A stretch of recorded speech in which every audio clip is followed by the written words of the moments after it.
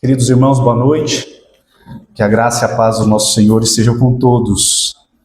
Nós daremos então sequência à nossa série expositiva no livro de Salmos, onde estamos expondo não o saltério todo, mas um conjunto de capítulos chamados de Cânticos de Romagem, ou talvez esteja na tua Bíblia Cânticos de Peregrinação. Esse conjunto se encontra desde o capítulo 120 e vai até o 134. Como nós já vimos aqui, esses salmos eram entoados pelo povo do Senhor quando eles se destinavam a Jerusalém, a Sião, para louvar a Deus anualmente, para celebrar as 3 festas instituídas pelo Senhor: a Páscoa, o Tabernáculo e Pentecostes. Não se sabe quando esses salmos foram agrupados nesse conjunto de inário de peregrinação, se foi justamente no momento das peregrinações ou se foi no momento do exílio babilônico, Mas grande parte dos historiadores ali acredita que foi possivelmente no momento do exílio. Hoje, especificamente, nós trataremos do Salmo 123. Salmo 123, que é uma oração que foi transformada em um cântico, nesse maravilhoso inário da peregrinação. Então eu convido os irmãos a abrirem a palavra do nosso Deus no Salmo de número 123.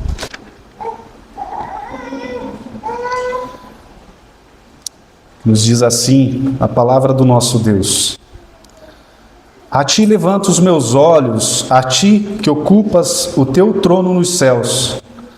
Assim como os olhos dos servos estão atentos à mão do seu Senhor, e como os olhos das servas estão atentos à mão de sua senhora, também os nossos olhos estão atentos ao Senhor, ao nosso Deus, esperando que Ele tenha misericórdia de nós. Misericórdia, Senhor, tem misericórdia de nós. Já estamos cansados de tanto desprezo. Estamos cansados de tanta zombaria dos orgulhosos e do desprezo dos arrogantes. Antes de entrarmos propriamente no texto, eu gostaria de passar a ilustração às crianças. A instrução às crianças, na verdade, Crianças, nós teremos 2 desenhos hoje. Então, os pais, após terminar o culto em casa, no culto doméstico, instruam as crianças através desse desenho. Então, nós estamos diante de um salmo que é uma oração que foi, que fez parte, desse inário dos cânticos de romagem, e é sobre esse texto que nós vamos nos debruçar essa noite. Antes eu gostaria de fazer uma breve introdução aqui. Quantos dos irmãos já passaram por algum momento de vergonha ou até de humilhação? Nós temos, podemos dizer, graus ou até níveis, de vergonha e humilhação. Pode ser um belo tombo, Você dá com uma cara em um vidro ou uma janela, isso é comum acontecer. Ou até uma bola fora, Quem já não deu uma boa bola fora, Esquecer o nome, falar que uma mulher está grávida e ela com aquele sorriso amarelo mostrar que não está. Eu acho que isso já aconteceu com muitos de nós, Mas existem níveis de humilhação, Existem humilhações, vergonhas, existe até opressão, coisas que passamos em nossas vidas. Por exemplo, de vermos os nossos governantes desviando milhões, e a sociedade passando necessidades. Isso é uma grande humilhação para nós. Mas existe também a humilhação causada pelo pecado. Nós nos humilhamos diante de Deus por causa do nosso pecado.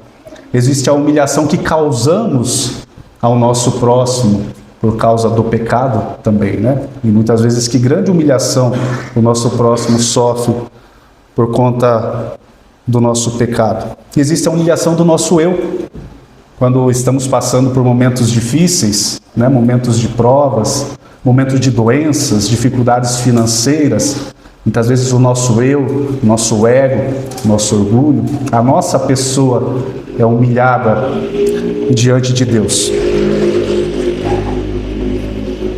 O texto de hoje, o cântico de hoje é mais ou menos sobre isso.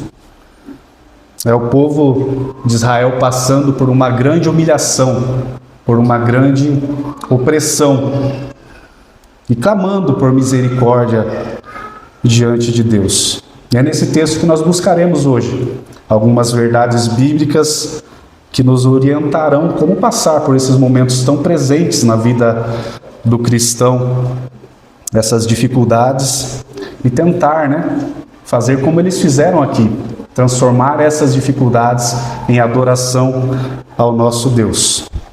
Crianças, eu gostaria que vocês desenhassem aí, como primeira tarefa, um homem de joelhos orando. E ele está chorando nessa oração, ok? Ele vai estar orando e chorando.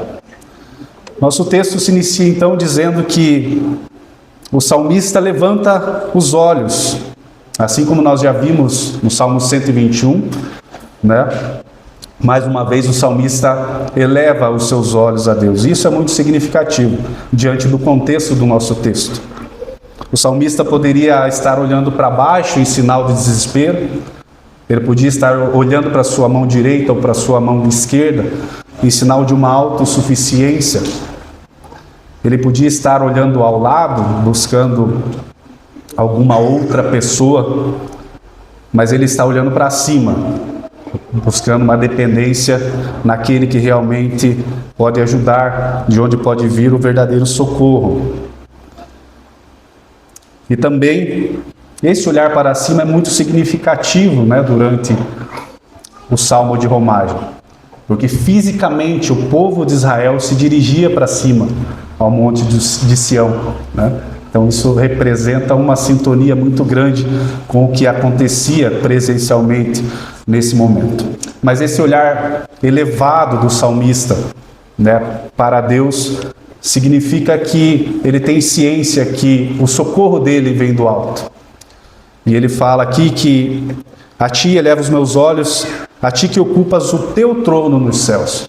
Obviamente que o salmista sabe que os céus não podem suportar toda a presença de Deus. Obviamente que o salmista sabe que Deus é onipresente, está em todos os lugares. Mas ele está declarando aqui, ele está mostrando que Deus está acima de tudo, acima de todos, que Ele tem todo o poder sobre todas as situações. Ele está justamente exaltando a soberania e o poder do nosso Deus. E no versículo 2, o salmista parte para uma analogia, entre senhores e escravos e Deus e o seu povo.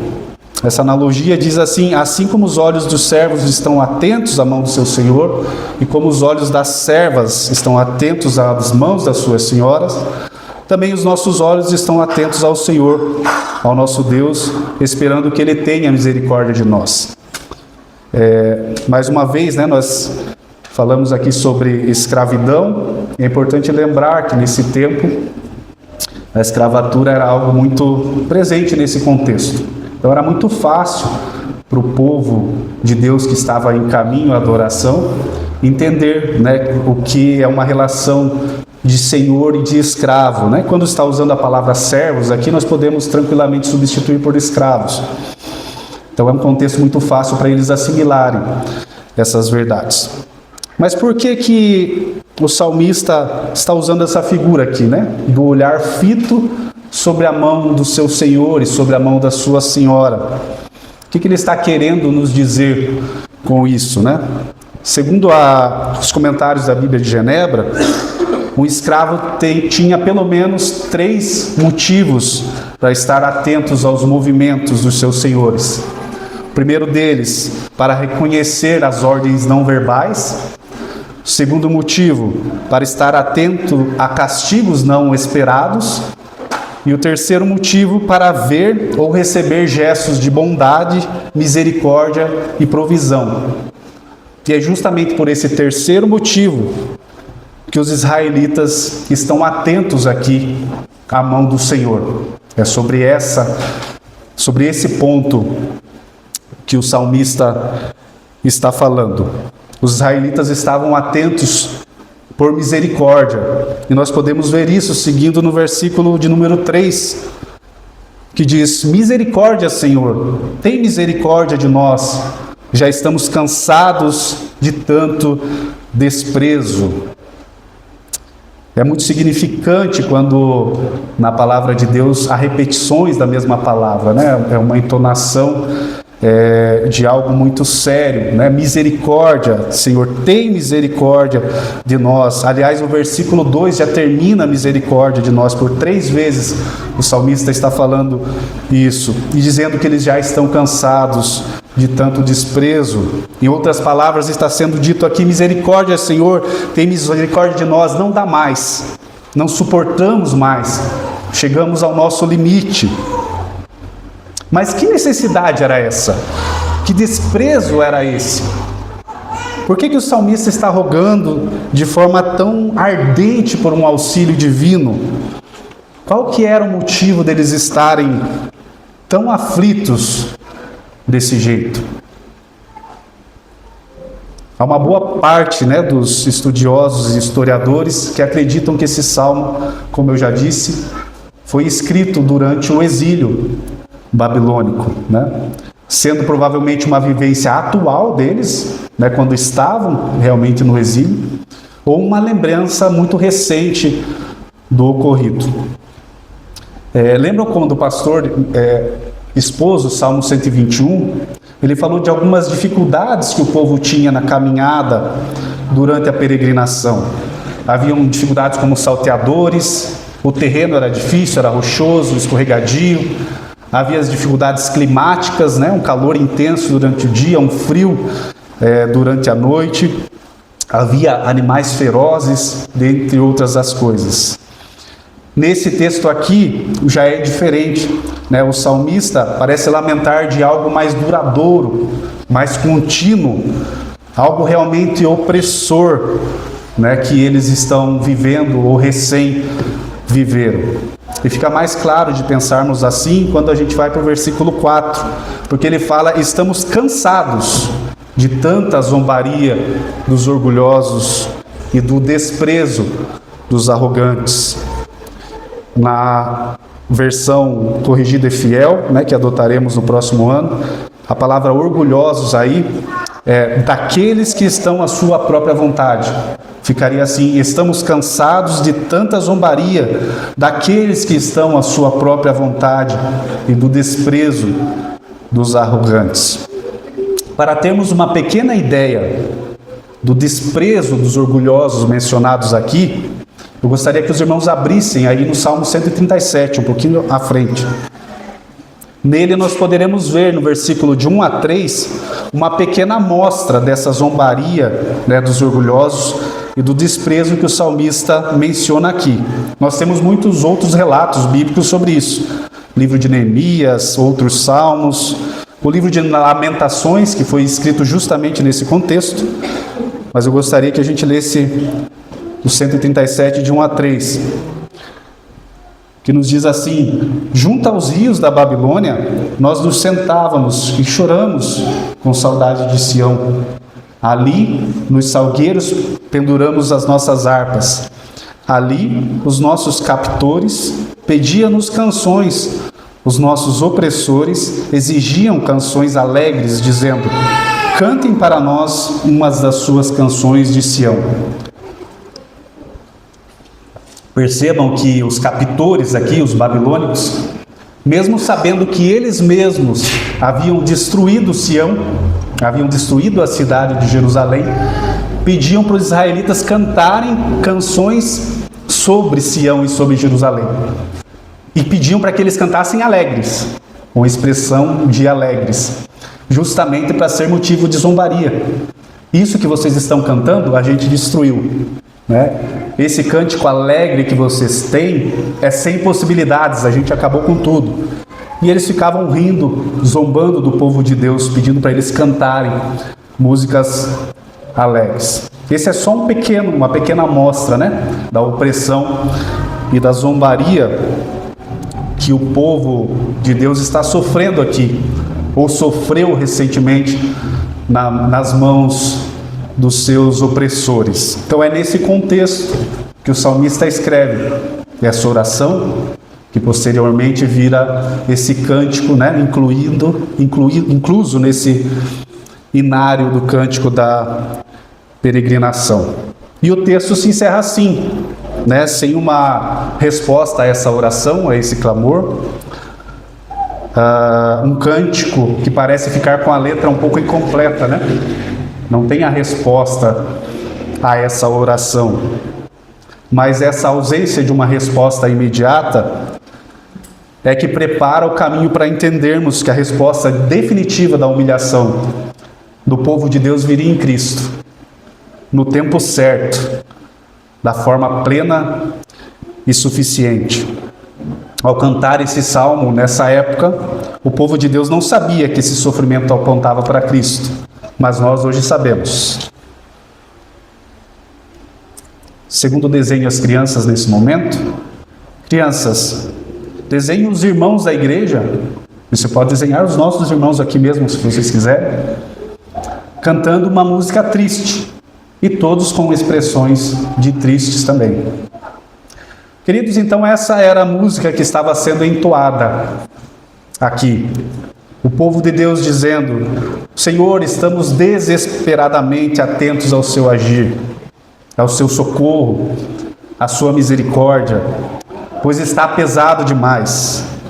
Tem misericórdia de nós, pois estamos cansados, não aguentamos mais tudo isso, clamamos por auxílio divino. Esse era o cântico entoado pelo povo de Deus aqui.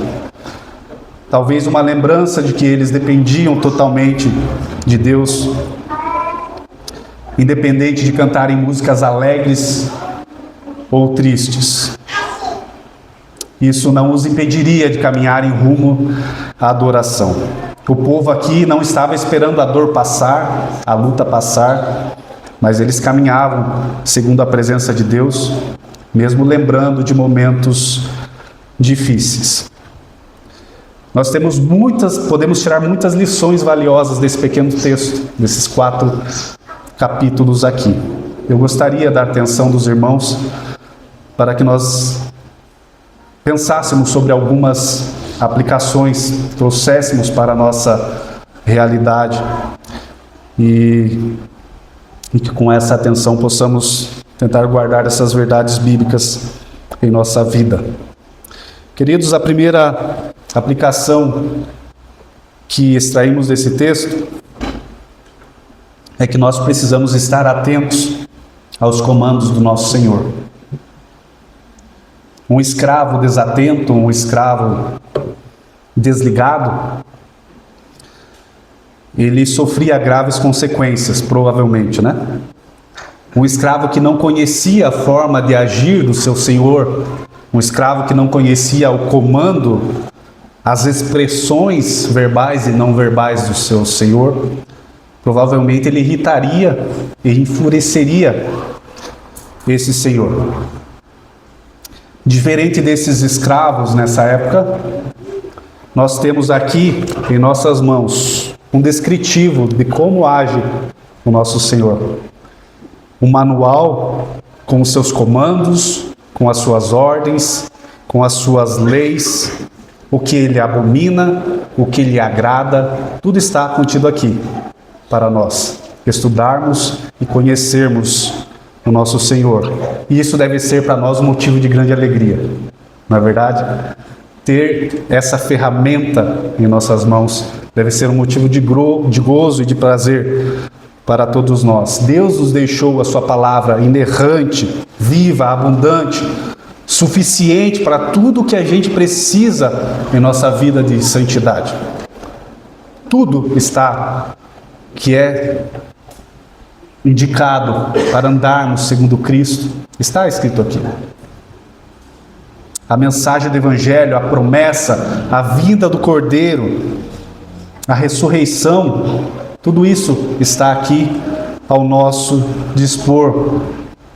Aqui nós podemos entender sobre os comandos do nosso Mestre, do nosso Senhor. Ainda assim nós fazemos pouco uso dela. Ainda assim nós fazemos mau uso dela. Ou talvez não fazemos nenhum uso dela. Será que realmente nós estamos atentos ao comando do nosso Senhor? Essa pergunta retórica que eu faço aos irmãos.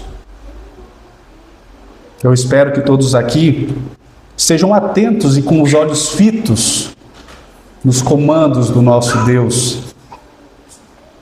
Se não for o teu caso aqui, considere com muita urgência conhecer mais daquele que renova as misericórdias sobre você todas as manhãs. Isso não vai te livrar das lutas, isso não vai te livrar das perseguições, isso não vai te livrar das opressões, zombarias e desprezo, mas te levará a aprender sobre aquele que sofreu em carne toda sorte de luta, toda sorte de desprezo, toda sorte de humilhação. É somente sobre aquele que conheceu e passou por todo esse sofrimento, que deveria ser nosso, que passou por todo esse castigo, que deveria ser nosso. É somente assim que poderemos, por meio dele, estar atentos ao comando do nosso Senhor. Então, que nós possamos estar atentos ao comando do nosso Deus. Segunda lição que podemos tirar desse texto: o cristão deve reconhecer a sua miséria. Nós precisamos reconhecer a nossa miséria. Percebam que aqui nesse texto, o povo de Deus não clama: justiça, Senhor, queremos justiça. Manda fogo para consumir esses que nos oprimem. O texto traz sequência 3 vezes dizendo: misericórdia, misericórdia, misericórdia, Senhor, tem misericórdia de nós. Não que seja errado clamarmos por justiça, mas frequentemente somos tardios para reconhecer a nossa miséria. Veja comigo, o povo de Deus era aqui objeto de uma zombaria terrível. O desprezo não era apenas com o povo de Deus, era com o próprio Deus. Os inimigos que faziam isso aqui queriam impedir que o povo adorasse o nome do Senhor. Isso não seria um motivo para esse povo aqui clamar por um socorro talvez merecido? Ou por uma justiça do Senhor sobre esses opressores? A resposta do salmista aqui é não. Porque os israelitas sabiam exatamente por que eles estavam nessa opressão. Eles sabiam o motivo que eles foram escravizados. Muitas vezes nós não. Nós achamos que não somos dignos de estar num país tão corrupto. Nós achamos que não somos dignos de sermos zombados por esse mundo caído. Nós achamos que não somos dignos de sofrermos a consequência de sermos cristãos. Ou achamos que não somos dignos de passar por lutas, às vezes, na própria igreja. Minha pergunta a você: você acha que é digno do quê?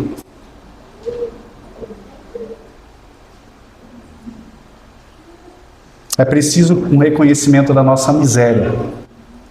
É preciso reconhecermos que o nosso Deus é justo em todo o seu agir. Caso contrário, nós estaremos nos colocando em posição de questionadores diante de Deus. Mas simplesmente reconhecer a nossa miséria não nos credenciará a recebermos as misericórdias de Deus. Spurgeon disse: não pensem que sentimentos de desprezo o fariam adequado à misericórdia. Não é o que você sente que irá salvá-lo, mas o que Jesus sentiu.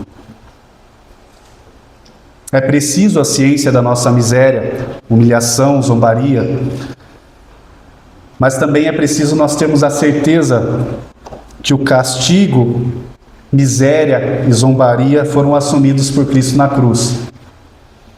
Sim, nós continuamos sendo miseráveis, assim como o apóstolo Paulo se auto-intitulou, porém Cristo sofreu o maior desprezo em nosso lugar. E mesmo em meio à nossa miséria, podemos confiar que por meio dele podemos alcançar misericórdia, somente por meio dele. Terceira lição que nós podemos extrair desse texto: nós precisamos nos preparar, pois o mundo nos odeia.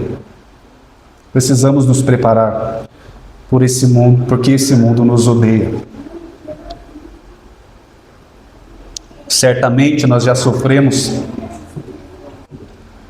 estamos sofrendo ou sofreremos desprezo, zombaria e oposição daqueles que andam à sua própria vontade. E qual a razão desse ódio, contra a igreja, contra os cristãos? Por que vemos tanto ódio contra o povo de Deus? Por que havia ódio aqui no texto que a gente leu, tanto ódio assim? Uma das respostas que nós temos é que tudo isso se encontra lá no começo, lá no início, lá no Jardim do Éden, lá na queda. Foi ali que todo esse ódio começou. Peço que os irmãos abram a palavra do Senhor em Gênesis 3, versículo 15.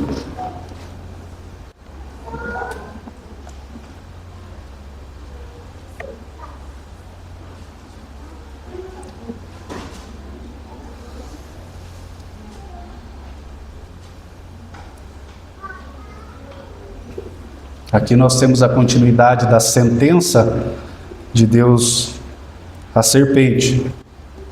Diz assim: porém inimizade entre você e a mulher, entre a sua descendência e o descendente dela.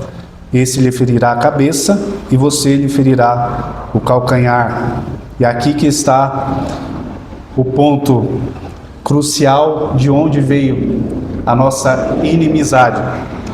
Porém, inimizade entre você e a mulher, entre a sua descendência e o descendente dela. Talvez na tua versão esteja entre a tua semente e a semente dela. Quem é a descendência da serpente aqui ou de Satanás? Quem são os descendentes dele, É claramente aqueles que estão vivendo a sua própria vontade, como o texto nos coloca aqui. Quem são os descendentes da mulher? Obviamente, o descendente aqui está falando sobre Cristo. Mas quem são os cristãos? Os pequenos cristos, Somos nós. Aqui está, a extensão de todo esse sofrimento, de toda essa zombaria se iniciou aqui. É aqui que vem o ódio, desse povo inimigo do Senhor em nosso texto. É daqui que vem o ódio dos fariseus aos discípulos e ao próprio Cristo. É daqui que vem o ódio de Roma, a perseguição. É daqui que vem o ódio contra os puritanos, contra os avivalistas, contra os reformadores, contra os mártires. E é daqui que vem o ódio contra nós ainda hoje, contra os cristãos. O ódio a Cristo e a sua igreja continuam vivos, e talvez mais vivos do que nunca. E nós podemos pensar em algumas coisas práticas sobre isso. Você já notou a oposição que existe aos cristãos quando falamos sobre qualquer assunto referente à ética? Vocês já perceberam isso? Quando os cristãos estão falando sobre ética, a oposição que é do mundo contra esse cristão, como que é rotulado esse cristão? É alguém que tem um discurso de ódio, não é verdade? Por quê? Porque falar contra o pecado, para eles é ódio. Desafiar aqueles que permanecem obstinadamente no pecado é ódio. Apoiar a vida é odiar as mulheres. Apoiar o casamento é odiar os homossexuais. Aliás, né, o problema acerca do pecado da homossexualidade é sempre classificado como tolerância ou intolerância, amor e ódio. Não é verdade? Você consegue enxergar isso? Você consegue se classificar assim? Quando fala sobre isso, você é chamado de intolerante? Como alguém que não ama? Não deveria ser diferente, pois nós somos pequenos cristos. Foi a mesma coisa que o nosso Senhor passou. Pois se assim fizeram ao amado Filho de Deus, provavelmente farão com nós que nos identificamos com Ele. E Cristo é a própria semente da mulher. Ele sofreu todo tipo de humilhação e desprezo, desde a humilhação de ser Deus e ter que se fazer carne, nascer sobre mulher, nascer sobre a lei, quanto ao ápice da sua humilhação, a cruz do Calvário. Todo tipo de humilhação e desprezo sofreu o nosso Senhor, para nos livrar da humilhação e do desprezo eterno. Por mais duradoura que seja a nossa humilhação aqui, ela não será jamais eterna, pois o preço da humilhação eterna Cristo pagou. Mas Ele mesmo nos diz, em Mateus 24, 9, que pelo Seu nome nós seríamos odiados e nos orienta a preservarmos até o fim. E uma última e breve lição que eu gostaria de extrair do nosso texto é: o Senhor tem o poder de transformar lutas em louvores. O Senhor tem o poder de transformar lutas em louvores. Talvez o escritor desse salmo aqui não imaginasse que a sua música entraria na playlist do saltério, né? É um pouco desanimada, é um pouco lamentosa demais. Fala sobre lutas, fala sobre sofrimentos e não fala sobre vitórias. Talvez você não imagine que a tamanha luta que você passa, tamanha opressão que você passa, possa ser transformada em adoração. Que esse salmo te lembre disso, pois o Senhor tem poder para isso. Sabe por que muitas vezes nós não conseguimos pensar nisso? Que as nossas lutas podem se tornar em uma adoração? Porque às vezes é nós mesmos que queremos ser os produtores musicais das nossas vidas. Que deixemos a produção na mão do nosso Deus. Que sejamos mais escravos, cientes da nossa miséria, mais atentos ao agir, aos comandos do nosso Senhor. E confiantes que o nosso Senhor é um Deus que transforma choro em riso. Que o caminho a seguir em nossa peregrinação não seja dando lugar à amargura, mas a nos voltarmos a Deus em oração e buscarmos a sua misericórdia em Cristo, olhando para a sua mão paternal, confiando na providência e que Ele cuidará de nós na jornada até a Sião celestial. Humilhação, lutas transformadas em louvores. O que isso nos lembra? Isso nos lembra da cruz, não é verdade? O maior símbolo de luta, de dor, de vergonha, foi transformado no maior cântico de louvor da redenção. Que seja o Senhor a nos conduzir nessa peregrinação. Que sejamos cientes que passaremos sim por lutas, humilhações, opressões, mas que isso não será eterno, porque o nosso Cristo levou sobre si a humilhação e a opressão eterna. Mas nós nos identificamos com esse Cristo, então não estaremos livres dessas perseguições. Mas que a gente confie que essas lutas, essas opressões podem ser transformadas em um cântico na nossa peregrinação rumo à nossa Sião celestial. Amém? Vamos orar. Senhor Deus e Pai, nós louvamos e engrandecemos o Teu santo e poderoso nome. Assim, ó Pai, como o nosso povo o fez com esses cânticos de peregrinação, nós Te louvamos como igreja, ó Pai, juntos aqui como peregrinos que somos, rumo à nossa casa celestial. Senhor, mas nós somos fracos, nós somos falhos, e por muitas vezes nós queremos achar que as forças estão em nossas próprias mãos e somos tardios, Senhor, a clamar por misericórdia, somos tardios a reconhecer a nossa miséria, ou por muitas vezes não nos atentamos ao Teu manual, à Tua palavra, para estarmos atentos aos comandos do nosso Mestre. E o nosso clamor é que seja o Senhor a nos ajudar, pois sozinho não conseguimos. Que seja o Senhor a nos lembrar dessa verdade, que passaremos sim por aflições, por lutas, por misérias, mas elas não serão eternas jamais, pois Cristo levou sobre si a nossa humilhação, a nossa culpa, na cruz do Calvário. E assim como a cruz do Calvário foi transformada no maior louvor na boca dos cristãos, que nós possamos também lembrar, assim como esse salmo, que lutas e opressões que sofremos podem ser, ó Pai, colocadas diante de Ti como louvor e adoração ao Teu santo e poderoso nome. Clamamos pela Tua ajuda, Senhor, para nos mantermos firmes nessa jornada, e mesmo que passarmos por lutas, por dificuldades, que a gente esteja firme nessa jornada, sabendo que a força não é nossa, que a força é Tua. Assim oramos, ó Pai, em nome de Cristo Jesus, o nosso Salvador. Amém.